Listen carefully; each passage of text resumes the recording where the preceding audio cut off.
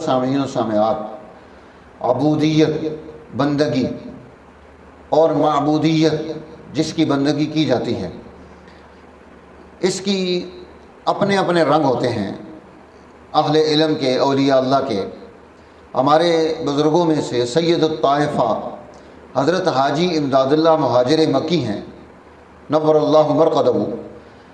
ان کا مزاج یہ تھا کہ اگر ان کو بخار ہو جاتا، نزلہ لگ جاتا، تھوڑی سی بھی بیماری پیدا ہو جاتی، اتنا زیادہ اس کا اظہار کرتے، یعنی کہ لوگ کہتے ہیں کہ آسمان سر پہ اٹھا لیتے۔ تو اب کسی نے سوال کیا کہ حضرت یہ تو خلاف ہے اس عبودیت کے، تو ہمیں کیا کرنا چاہیے؟ کیا یہ جائز ہے اس طرح سے اللہ تعالیٰ کی طرف سے آنے والی بیماری پر اتنا اظہار کرنا؟